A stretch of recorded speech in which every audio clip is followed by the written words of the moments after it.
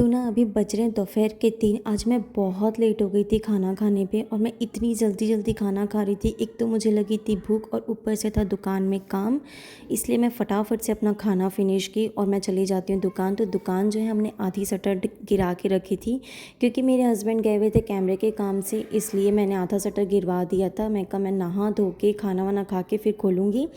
तो यहाँ पे मैं दुकान खोलती हूँ और उनका फ़ोन आया था कि क्रीम फेंट के रखना, 3 क्रीम जो है वो फेंट के रख देना, मैं आके केक बनाऊँगा। तो मैं यहाँ पे फटाफट से क्रीम फेंटने लग जाती हूँ। आप लोगों को पता है मैं शादी के पहले ना इतना ज़्यादा वर्क नहीं करती थी।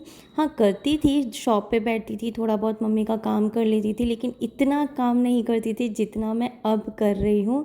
तो वो कहते हैं ना कि शादी ना सब कुछ सिखा देती है, तो सच में मुझे तो बहुत कुछ सिखा दी, बहुत मेहनत करना सिखा दी इसने। और आप लोगों को पता है मुझे ना शादी के पहले ना ड्राइंग्स पेंटिंग्स करने का बहुत शौक़ था, मैं करती ही रहती थी। लेकिन अब टाइम ही नहीं मिल पाता है बच्चों के कारण, घर का दुकान का काम।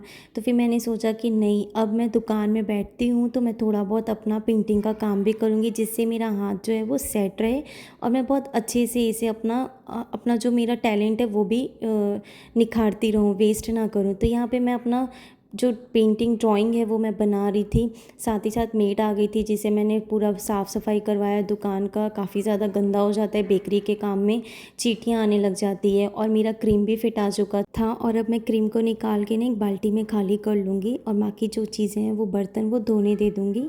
स्टाफ आ जाती हैं तो वो लोग धो लेती हैं, इसलिए मैं सिर्फ यही सब काम निपटाती हूँ। आप लोगों को पता है मेरी मम्मी है ना, वो हमेशा मुझसे कहती थी कि एक बार तेरी शादी होने दे तब तुझे पता चलेगा कि काम क्या होता है। मैं बहुत बहुत नाटक करती थी, बहुत हलाली होती थी काम के लिए, लेकिन अब मुझे सच में पता चल रहा है कि कितना मेहनत करना पड़ता है 2 पैसे कमाने के लिए, घर चलाने के लिए, बच्चों की खुद की ख्वाहिशें पूरी करने के लिए।